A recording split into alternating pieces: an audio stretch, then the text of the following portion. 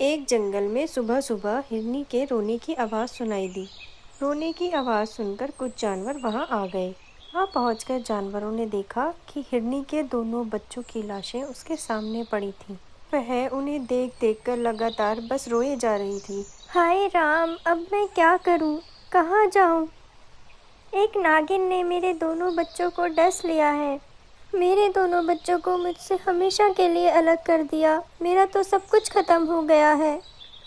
अब मैं किसे प्यार करूंगी? किसके सहारे जीऊंगी? मेरे दोनों बच्चे ही मेरी दुनिया थे। अब मुझे कौन माँ माँ कहकर पुकारेगा? हे भगवान, अब मुझे भी मेरे बच्चों के पास बुला लो। थोड़ी हिम्मत रखो बहन, यह तो सब नियति का खेल है। सब ऊपर वाले की मर्जी है, वही देता है वही लेता है। जब लेना ही था तो उसने दिया ही क्यों? एक झटके में मेरी सारी खुशियों को छीन लिया। हिरनी बहन, ये तो बताओ कि दोनों बच्चे एक साथ, यह सब कैसे हुआ? आज सवेरे सवेरे दोनों बच्चों ने दूध पिया और पास में झाड़ियों के पास खेलने चले गए। अचानक एक जहरीली नागिन ने बड़े को डस लिया। यह देखकर छोटा भी भागता हुआ आया और नागिन को मारने लगा। उस जालिम नागिन ने मेरे दूसरे बच्चे को भी डस लिया। उस नागिन ने मेरे दोनों बच्चे हमेशा के लिए मुझसे छीन लिए। बहन, ये तो वाकई में बहुत दुख की बात है। हमने एक वैद्य काका को बुलाया है, वह दोनों बच्चों की नाड़ी देखना चाहते हैं। आइए वैद्य काका, मेरे दोनों बच्चे ये रहे, देख लीजिए इनकी नाड़ी। मैंने नब्ज देख ली है और बड़े ही दुख के साथ कहना पड़ रहा है कि दोनों बच्चे मर चुके हैं। देखो तो मेरे दोनों बच्चे ऐसे लग रहे हैं जैसे सो रहे हैं। उस जालिम नागिन ने मेरा सब खत्म कर दिया है। वह कभी खुश नहीं रहेगी। हिम्मत रखो बहन, हम लोगों की भी क्या किस्मत है। हम लोग हमेशा मौत के साए में जीते रहते हैं। कुछ नहीं पता कि कल कौन रहेगा कौन नहीं। मौत कभी भी किसी की भी गोद सूनी कर सकती है और किसी को भी अनाथ बना सकती है। हिम्मत से काम लो बहन, अब हम लोग चलते हैं, अपना ख्याल रखना। सभी जानवर वहां से चले गए और हिरनी अपने ना खत्म होने वाले दुख के साथ रोती बिलखती रही। हिरनी ने 2-3 दिनों तक कुछ भी नहीं खाया। यह सब देख एक खरगोश हिरनी के पास आया और हिरनी से बोला, हिरनी बहन, कब तक भूखी रहोगी? अब कुछ खा पी लो। बच्चे तो अब वापस नहीं आएंगे, तुम क्यों अपनी तबीयत खराब कर रही हो?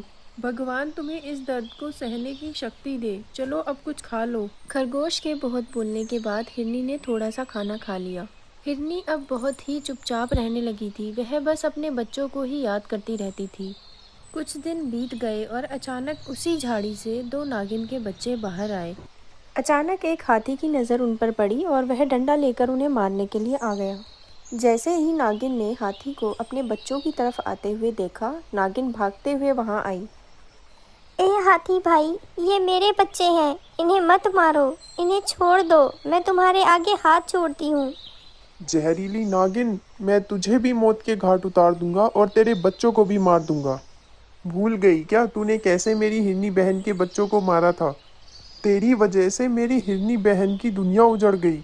हाथी के हाथ में डंडा देखकर हिरनी समझ गई कि आज नागिन और उसके बच्चों की खैर नहीं है। हिरनी ने सोचा, नागिन तो अपनी जान बचाकर भाग जाएगी, लेकिन उसके बच्चों का क्या होगा? उसके बच्चों की इसमें कोई गलती नहीं है और बच्चों की मौत का दुख मुझसे बेहतर कौन जानता है। हिरनी फटाफट हाथी के सामने आकर खड़ी हो गई। हाथी भाई, इन्हें छोड़ दो, इन्हें मत मारो, इसमें बच्चों की कोई गलती नहीं है। एक माँ सब बर्दाश्त कर सकती है, लेकिन अपने बच्चों का हल्का सा भी दर्द बर्दाश्त नहीं कर सकती। हिरनी बहन, क्या तुम भूल गई कि इस नागिन ने तुम्हारे दोनों बच्चों को डसकर मौत की नींद सुला दिया था? तुम्हारा सब कुछ छीन लिया था और तुम इसी के बच्चों को बचाना चाहती हो? हाँ हाथी भाई, मैं इन बच्चों को बचाना चाहती हूँ। हंसना तो नाग नागिन का स्वभाव है। नागिन बहन, अपने बच्चों को यहाँ से हटा दो। मैं नहीं चाहती कि इन पर कोई भी खतरा मंडराए। मुझे माफ़ कर दो बहन, मेरे कारण तुम्हारे दोनों बच्चों की मौत हो गई। मैं तुम्हारे सामने हाजिर हूँ, मुझे मारकर अपना बदला पूरा कर लो। देखो हाथी भाई, अब मेरे और नागिन के बीच में मामला आ गया है। अब मैं इसे इसके किए की सज़ा दूंगी। हाँ बहन, मैं किसी भी सज़ा को भुगतने के लिए तैयार हूँ। मैं जो भी कहूँगी तुम्हें उसका पालन करना होगा। ठीक है हिरनी बहन, मैं अपनी जान भी देने के लिए तैयार हूँ। जान तो जाएगी लेकिन तुम्हारी नहीं मेरी। मुझे मार दो ताकि मैं अपने बच्चों के पास चली जाऊँ। नहीं बहन, यह मुझसे नहीं हो पाएगा। मैं अपने प्राण देना चाहती हूँ, लेकिन तुम्हारे प्राण लेने की तो मैं अपने सपने में भी नहीं सोच सकती।